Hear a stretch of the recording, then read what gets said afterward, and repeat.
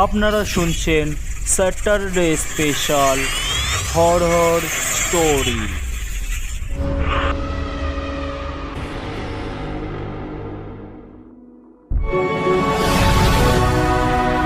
আপনাদের সামনে আরও একটি এই সপ্তাহে নতুন গল্প নিয়ে বাংলা সাহিত্যের কিছু রোমাঞ্চকর কাহিনী নিয়ে সাজানো আমাদের এই গল্পটি যদি ভালো লেগে থাকে অবশ্যই চ্যানেলটিকে সাবস্ক্রাইব করে দেবেন এবং পাশে থাকা বেল আইকনটি অবশ্যই বাজিয়ে দেবেন। তো শুরু হচ্ছে আজকের গল্প প্রেমেন্দ্র মিত্রের গল্পের শেষে। ও গল্প পাঠে আমি গোপীনাথ। তো শুরু হচ্ছে আজকের গল্পের শেষে।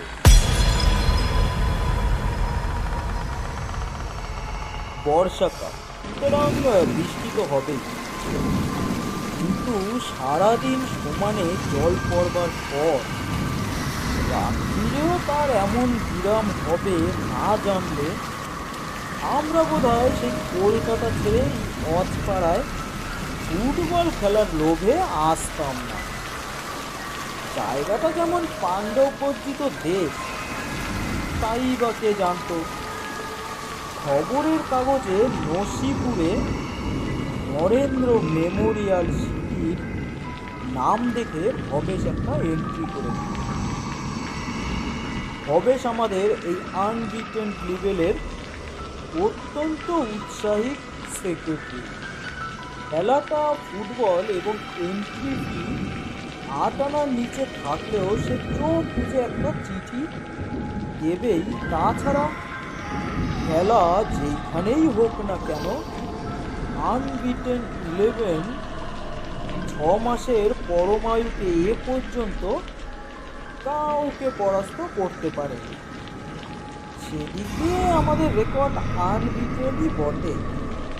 চাঁদা দেওয়ার একবার করে মাঠে নামাই সার, কিন্তু ভবেশের উৎসাহ তাতে দমবার নয়।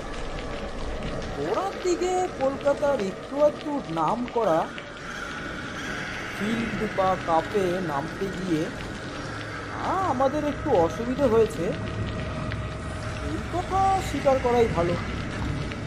দর্শকেরা আমাদের খেলায় উৎসাহিত হয়ে এমন হাততালি দিতে শুরু করেছে যে খেলা শেষ হয়ে গেলেও থামেনি। অনেকে হাততালি দিতে দিতে আমাদের পর্যন্ত বাড়ি পর্যন্ত এসেছে। এ আমার নিজের চোখে দেখা। হেরে গেলেও খুব একটা খারাপ খেলি না, কিন্তু ভালো খেলেও এতটাই আমাদের বাড়াবাড়ি করা ঠিক বরদাস্ত করতে পারছি। শেষের দিকে তাই কলকাতা ছাড়িয়ে মফস্বলের শহর এবং মফস্বল ছাড়িয়ে পাড়াগাঁয়ে দিকে আমাদের ঝোঁক একটু বেশি হয়েছে। কিন্তু পাড়াগাঁয়েরও একটা সীমা আছে। নসিপুর তার বাইরে। নরেন্দ্র মেমোরিয়াল শিল্পের কথা ও কর্মকর্তারা চাঁদা পেয়ে খুশি হয়ে জানিয়েছিলেন যে স্টেশন থেকে এক পা গেলেই তাদের ক্লাব বা খেলার মাঠ, আমাদের কোনো কষ্টই হবে না। স্টেশনে তারা লোকও রাখবে। লোক বলতে ওই স্টেশন মাস্টার এক পা ঘটক, এইটুকু তারা উৎস রেখেছিলেন। অবিশ্রান্ত বৃষ্টির ভেতর 3টে নাগাদ প্যাসেঞ্জারের ট্রেনে গিয়ে যখন রশিপুরে নামলাম, তখন প্রথমে তো মনে হলো আরই বোধহয় সিগন্যাল না পেয়ে মাঠের মাঝখানে নামতে আমরা বোধহয় ভুল করে নেমে পড়েছি। এ আবার স্টেশন নাকি প্ল্যাটফর্ম না মাটিতে? এতে তো কিছুটা লাল কাপড়ও বিছানো থাকে। হুড়মুড় করে আবার ট্রেনে উঠে পড়তে যাচ্ছি, এমন সময় উদয় খুব পর্যবেক্ষণ করে বলল, আরে না রে, স্টেশনই বটে, দেখতে পাচ্ছিস না 2-1টা কাকর বটে রয়েছে, বাকি সব জলে ধুয়ে গেছে। কাকড় দেখে আশ্চর্য হয়ে সামনে চাইলাম। বৃষ্টির ভেতর দূরে যেন একটা ভাঙা গাছও দেখা যাচ্ছে। গাছ নয়, সেটা স্টেশনের নাম লেখা সাইনবোর্ড। বৃষ্টিতে নিচের মাটি আলগা হয়ে একটু ভেসে ধুয়ে পড়েছে। সাইনপোস্টের পর দূরে একটা ঘর এবং তার ভেতরে একজন স্টেশন মাস্টার ও টিকিট কালেক্টরকেও পাওয়া গেল। তার হাতে রিটার্ন টিকিটের অর্ধেকটা দিয়ে রাস্তা জিজ্ঞেস করলাম। তিনি একটা কাটা খাল দেখিয়ে দিলেন মনে হলো। আরে ওটা যে খাল মশাই, নৌকো না হলে যাবো কি করে? স্টেশন মাস্টার বুঝিয়ে দিলেন খাল নয়, এটা রাস্তা। বৃষ্টিতে ওই অবস্থা হয়েছে। শুনলাম সেই রাস্তা সাঁতরে আদা ঠেলে 2 ক্রোশ গেলে খুশিপুর গ্রাম পাওয়া যাবে, যদি না বন্যায় সেটা ভেসে গিয়ে থাকে। দলের অধিকাংশ লোক তৎক্ষণাৎ সেইখান থেকেই বাড়ি ফিরে যাবার জন্য ব্যাকুল হয়ে উঠল, কিন্তু ভবেশ ছাড়বার পাত্র নয়। নরেন্দ্র মেমোরিয়াল শিল না নিয়ে যেন সে এইখান থেকে বাড়ি ফিরবে না। কোনো মতেই সকলকে বোঝাতে না পেরে সে চরম যুক্তি প্রয়োগ করল। বাড়িতে ফিরবে, কিন্তু যাবে কি করে? হেঁটে? সত্যিই তো, খোঁজ নিয়ে জানা গেল রাত্রির 8টার আগে কোনো ট্রেন এই মাঠে আর থামছে না। আমার তো কোনো উপায় না দেখে আমাদের ভবেশের কথাই রাজি হতে হলো। নসিপুরে কেমন করে পৌঁছালাম, জলময় মাঠে হঠাৎ চোখে পড়ল মাঝামাঝি কী ধরনের ফুটবল খেলা হলো তার আর বর্ণনার কাজ নেই। নসিপুরের আগমনের এই ভূমিকাটুকু ছেড়ে আসল কথায় এবার নামা যাক। 11 জন মিলে খেলতে এসেছিলাম। খেলাধুলা নয়, খেলা কাদার পর নসিপুর গ্রামের অবস্থা ও শিলদের কর্মকর্তাদের আদিক্ষেতার নমুনা দেখে 6 জন কিছুতেই আর থাকতে রাজি হলো না। বৃষ্টির ভেতর খাল বা রাস্তার ছাত্রে তারা স্টেশনে ফিরতে ধীর প্রতীক্ষ। সারাদিন বৃষ্টিতে ভিজে খেলায় কয়েকটা গোল খেয়েও আমরা একটু বেশি কাতর হয়ে পড়েছিলাম। এর ভেতর বসন্তর আবার একটু জড়ো ভাব দেখা দিয়েছে। জ্বর হওয়াটা আশ্চর্য নয়, কারণ ধাক্কাটা তার ওপর দিয়েই একটু বেশিই গেছে। সে ছিল খেলার মূল ক্রিপার। জ্বর অবস্থায় তাই বসন্তকে তো আর এই জলের ভেতর যেতে দেওয়া যায় না। বসন্তের সঙ্গে ভবেশ, আমি, উদয়, উড়েন রাতটা আজ নসিপুরেই কাটিয়ে দেবো ঠিক করেছি। ঠিক তো করলাম, কিন্তু থাকবো কোথায়? নগেন্দ্র মেমোরিয়াল শিল্ডের কর্তা খগেনবাবু স্বয়ং আমাদের নিয়ে একটু ঘোরাফেরা করলেন। নগেন্দ্র মেমোরিয়ালের কর্তা সঞ্জু শুনে একটু অবাক হবে তার কোনো সন্দেহ নেই, তা আমরাও হয়েছিলাম। কিন্তু জিজ্ঞাসা করে জানলাম নগেনবাবু নিজেই নামটা বেঁচে থাকতে স্মরণীয় করে রেখে যেতে চান। পরে কি করবে তা তো বলা যায় না। শিল তৈরির খরচ যখন তিনিই দিয়েছেন, তবে মেমোরিয়ালটা 2 দিন আগে থাকতে তৈরি হলেই বা কার কি বলবার আছে। সে যাই হোক, নগেনবাবু আমাদের নিয়ে একটু একটু ঘোরাফেরা করেও সুবিধে মতো একটা থাকবার জায়গা খুঁজে পেলেন না। তার নিজের বাড়িতে আত্মীয় স্বজন আসায় আনাভাব, পাড়ার বাড়িতে আত্মীয়তার আদর্শ একটু নিচু বলেই মনে হলো। নসিপুরে আরও একটা পাড়া আছে, কিন্তু তাদের ওখানে শুনলাম ব্রজমোহন কাব্য বলে আরও একটি ফুটবল প্রতিযোগিতা খেলা হয়। নগেন্দ্র মেমোরিয়ালের সঙ্গে তাদের আদা এবং কাঁচকলার মতন মধুর সম্পর্ক।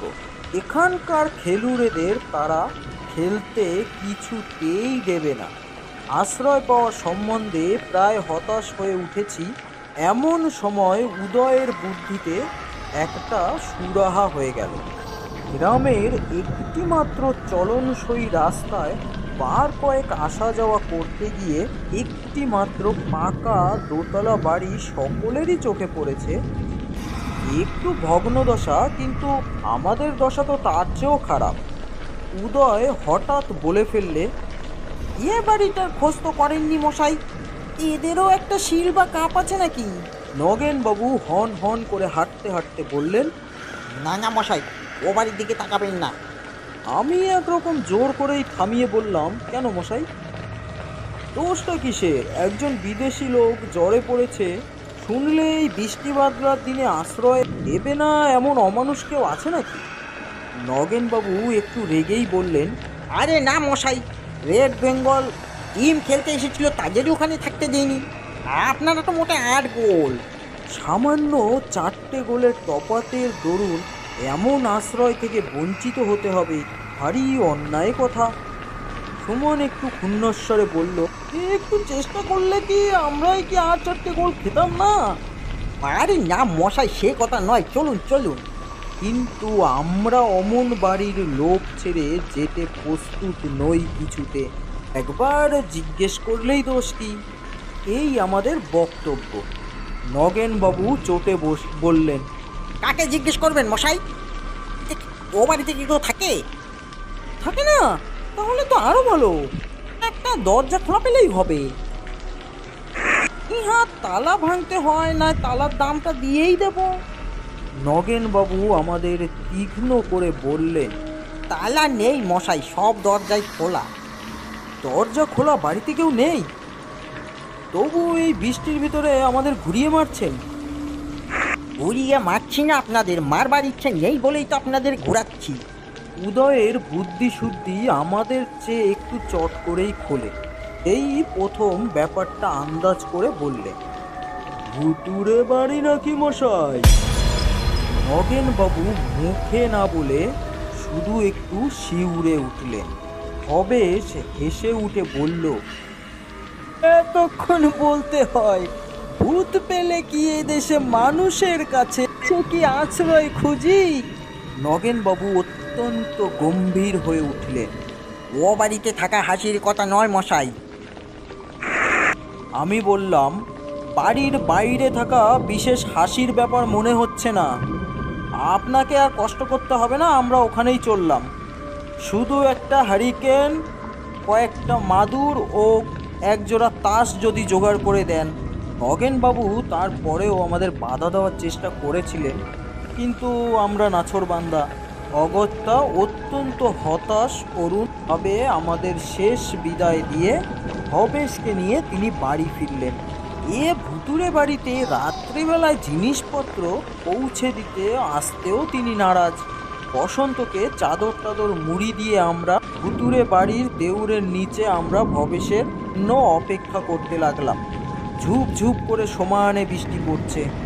ঘুটঘুটে অন্ধকারে পাড়াগাঁয়ের পথে একটা আলো দেখা দূরে থাক, একটা জোনাকিরও দেখা নেই। অনেক দিন বিনা ব্যবহারে পড়ে থাকা তরুণ বাড়িটার থেকে যেন কেমন একটা ভ্যাপসা গন্ধ দেউরির তলাতেই পাচ্ছিলাম। গায়ের লোক বাড়িটা দেখে যে ভয় পায়, তাতে আশ্চর্য হবার কিছুই নেই। বাড়িটা একেবারে গ্রামের এক ধারে, ধারে কাছে একটা বসতি নেই। দিনের বেলায় বাড়ির যে চেহারা দেখে গেছি তা একটু অদ্ভুত। দোতলার একদিকের ঘরের জন্য দেওয়াল তোলার পর ছাদ আর সম্পূর্ণ হয়নি। ছাদহীন দেওয়ালগুলো দরজা জানলার সূক্ষ্ম ফোকর নিয়ে যেভাবে দাঁড়িয়ে আছে, তার বাড়িটার চেহারা সত্যিই যেন কেমন বদলে গেছে। বৃষ্টিতে অন্ধকারে বাড়িটা অবশ্য আর দেখা যাচ্ছিল না, কিন্তু কেমন যেন একটা চাপা অস্বস্তির অবস্থা টের পাচ্ছিলাম। হবেশ একটা চাকরের মাথায় বিছানা চাপিয়ে একটা লণ্ঠন নিয়ে খানিক বাদে এসে হাজির হতেই সত্যি খুশি হলাম। চাকরটা আমাদের জিনিসপত্র দেউরের কাছে নামিয়ে দিয়েই যেইভাবে পড়ি কি মরি করে দৌড় দিল, তা একটা দেখবার জিনিস। নিজেরাই বিছানাপত্র লণ্ঠন নিয়ে এবার ভেতরের ভাঙা সিঁড়ি দিয়ে দোতলায় উঠলাম। দোতলার একদিকে গুটি ঘর ঠিক আছে, সিঁড়ির সামনে প্রথম ঘরটিই বেশ বড়। ঘরে ঢুকে লণ্ঠনটা তুলে ধরে ভবেশ অদ্ভুত সুর করে বলল, ওই বাপু, ভূত! একটু নিসজ্জন দেখে সাড়া দাও। আমরা সকলে তার কথার সুরে শুধু নয়, সঙ্গে সঙ্গে আর একটা ব্যাপারেও হেসে উঠলাম। ভবেশের কথা শেষ হতে না হতেই ওধারের কোন ঘরের থেকে লম্বা টানা ক্যাচ করে একটা শব্দ হলো। ভাঙা পুরনো কোনো জালনা বাতাসে নড়ার শব্দ নিশ্চয়ই, তবে শব্দটা জুচ্ছুই যথাসময়ে হয়েছে বলে ভাবতে হবে। ভবেশ হেসে বললে, বেশ বেশ, এই তো ভদ্রতা। রশিপুর গ্রামের মানুষের চেয়ে ভূত ভালো। সঙ্গে সঙ্গেই তার কথার সমর্থক করবার জন্যই যেন পাশের ঘরে ঘর ঘর ঝনঝন করে একটা আওয়াজ হলো। একটু চমকেও সবার আবার হেসে ফেললাম। শুধু বসন্ত জ্বরের রুগী বলেই বোধ হয় একটু অপ্রসন্নভাবে বলল, বিছানাটা আর ভালো লাগছে না বাবু, বিছানা টিছানা করতে হয় তো কর। পুরেন উদয়কে বিছানা পাতবার ভাব দিয়ে আমি আর ভবেশ পাশের ঘরে দেখতে গেলাম ব্যাপারটা ঠিক কী। ভবেশ বলল, সারা টারা দিচ্ছেন যখন সশরীরে একবার দেখা দেন কি না, দেখাই যাক না। পাশের ঘরটা আকারে ছোট, দেওয়াল থেকে নোনা ধরা চুল বাড়ি খসে পড়ে পুরনো কাঠ কারখানার ভগ্নাংশ থাকার দরুন অত্যন্ত নোংরা। ঘরে ঢুকেই দুজনেই অমন চমকে উঠবো ভাবিনি। বাতিটা ছিল ভবেশের হাতের পেছনে। দরজার গোড়ায় পা দিতে না দিতেই অন্ধকারে কাপড় টেনে ছিঁড়ে ফেলার মতন হ্যাচ করে আওয়াজ হলো। সেটা শোনার পর সত্যিই আমরা একটু শিউরে উঠলাম। পেছন থেকে ভবেশও সেটা শুনতে পেয়েছে। বাতিটা নিয়ে এগিয়ে এসে সে বলল, শুধু তোমার পানি নয় বন্ধু, একটু দর্শনও দিও। ওই তিনি। এবার তাকে দেখা গেল চাকরি দেখে ভয় তো পাবারই কথা। অত বড় এবং এত নিষ্কালো বেড়াল বাংলা মুলুকে জন্মায় বলে তো জানা ছিল না।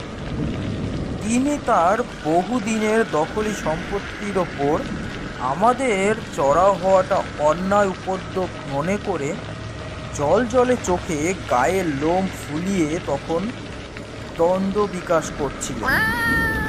ভবেশ বাতিটা নামিয়ে হতাশার ভঙ্গিতে বলল, এটা কি ভালো হলো প্রভু? এত আশ্বাস দিয়ে শেষকালে বেড়াল রূপ ধারণ করলেন। আপনার নিজ মূর্তি কই? বেড়ালটা আর একবার ভ্যাস করে উঠল। আমরা হেসে ফেললাম। পেছনের ঘর থেকে বসন্তের বিরক্তের গলা শোনা গেল, তোরা বাতিটা নিয়ে গেলি কোথায়? অন্ধকারেই থাকবো নাকি? সে ঘরে ফিরে এসে ভবেশ হেসে বলল, তোর কি ভয় করছে নাকি? তা জ্বরের লক্ষণ? বসন্ত আরো যেন বিরক্ত হয়ে বলল, ভয়টাই জানি না বাপু, আমার ভালো লাগছে না। খুঁজে খুঁজে তোরা আচ্ছা থাকবার জায়গা পার করেছিস। আমরা সবাই মিলে অবশ্য তাকে ঠাট্টায় নাকাল করে তুললাম, কিন্তু তা সত্ত্বেও মনে হচ্ছিল অস্বস্তি একা বসন্তরই হয়নি। সামনে দীর্ঘ রাত। খাবার দাবার নগেনবাবুর চাকরের সঙ্গে যা পাঠিয়েছিলেন তা সৎকার করে বসন্তকে একটা বিছানায় শুতে বলে আমরা আর একটায় তাস খেলতে বসলাম। কেন বলা যায় না, সমস্ত দিক বৃষ্টিতে ভিজে ও ফুটবল খেলায় ক্লান্ত হলেও ঘুমানোর জন্য শুতে কেউ ব্যাকুল নয় দেখা গেল। রাত্রির সঙ্গে বৃষ্টির বেগও যেন ক্রমশ বাড়তে লাগলো।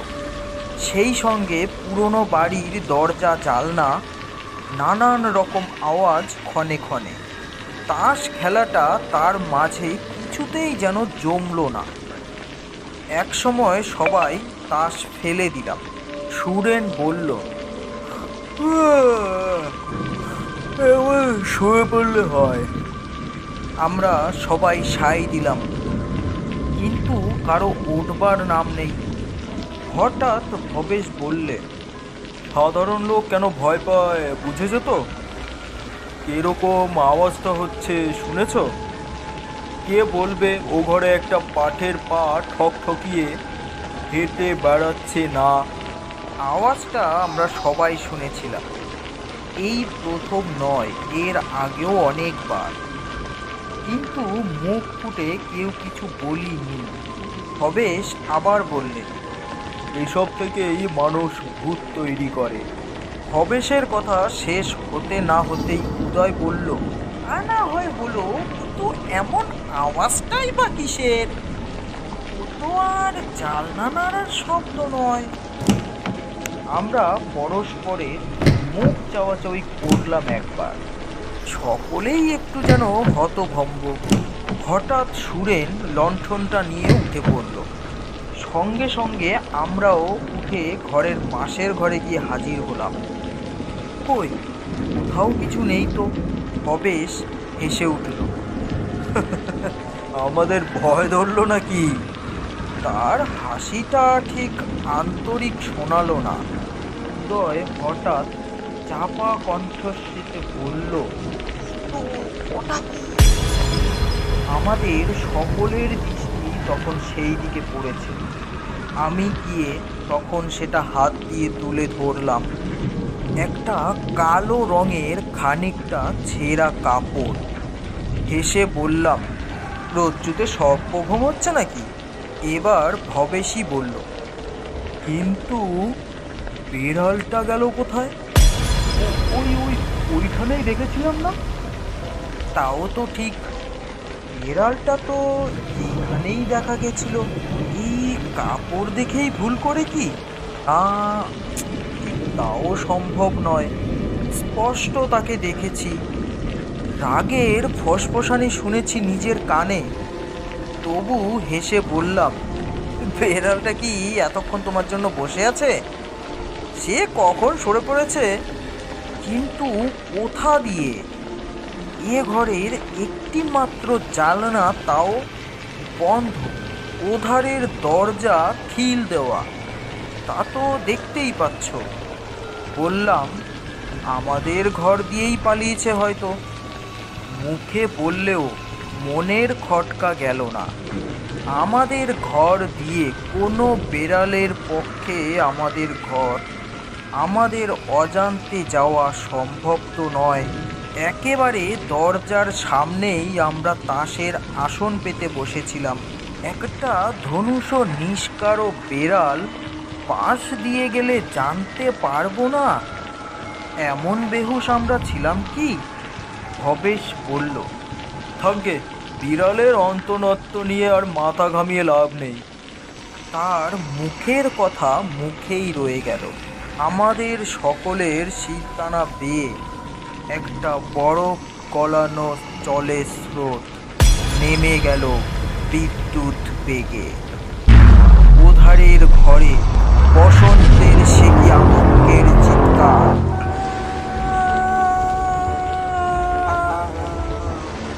উত্তেজনার শোকে আমরা তাকে সকলেই অন্ধকারে ফেলে এসেছি। ছুটে সবাই এই ঘরে এলাম। বসন্ত ছাইয়ের মতন মুখ করে উঠে বসেছে। তার কপাল মুখ অসম্ভব মতো গেড়ে উঠেছে।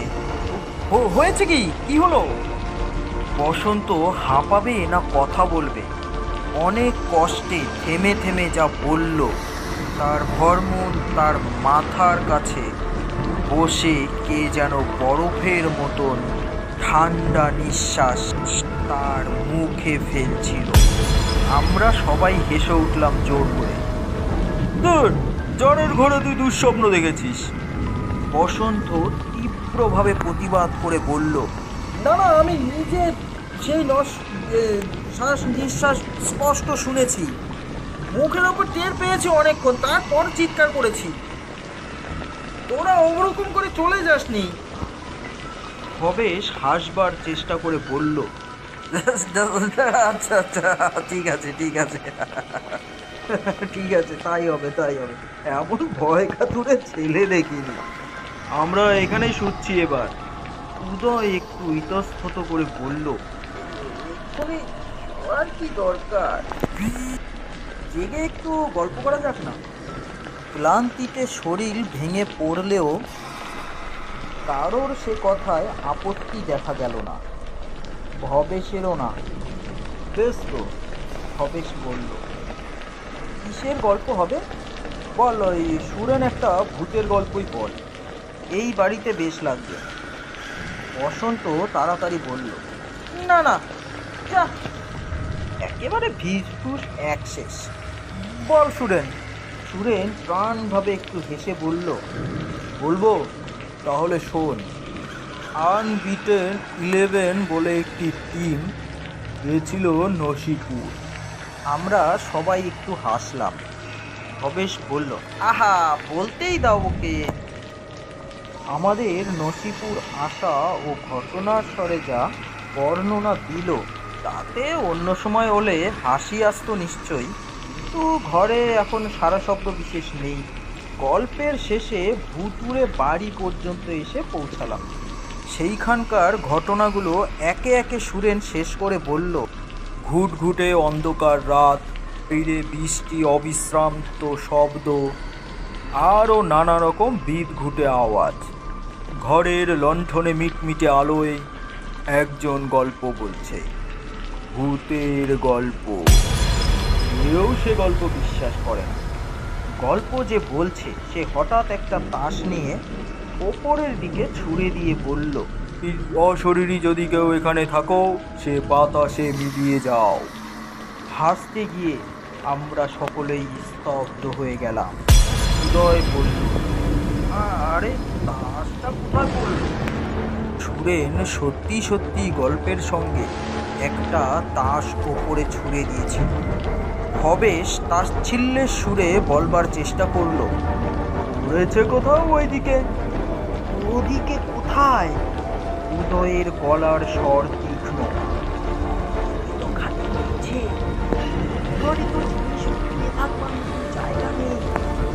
আমি তবুও উঠে বসন্তের বিছানার আশেপাশে সমস্ত ভালো করে খুঁজলাম।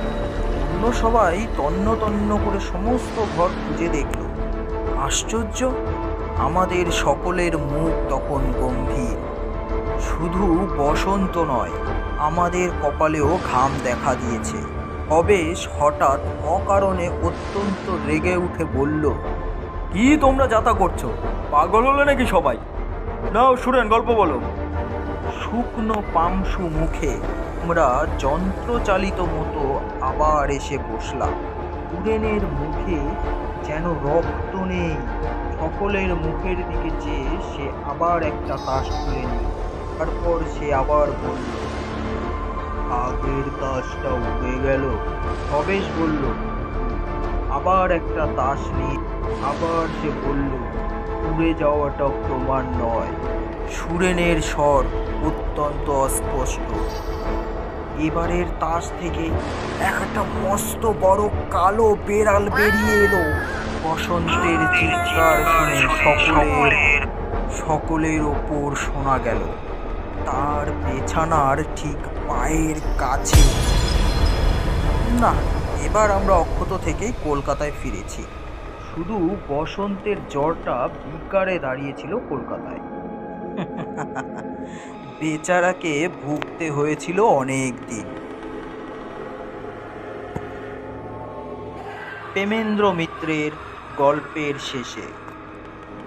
কণ্ঠপাঠে আমি গোপীনাথ। গল্পটি যদি আপনাদের ভালো লেগে থাকে অবশ্যই চ্যানেলটিকে সাবস্ক্রাইব করে দেবেন এবং পাশে থাকা বেল আইকনটি অবশ্যই বাজিয়ে দেবেন, যাতে আমার গল্পের নোটিফিকেশানগুলো অতি সহজে আপনাদের কাছে পৌঁছে যায়। আর আমাদের এই ধরনের গল্প প্রতি সপ্তাহে আপনাদের এই চ্যানেলে আপলোড করে দেব। তো অবশ্যই আপনারা গল্পটি শুনবেন এবং কমেন্টে জানাবেন গল্পটি কেমন লাগছে। তো আজকে শুনছিলেন এতক্ষণ গল্পের শেষ হলো আজকের গল্পের শেষে। ধন্যবাদ।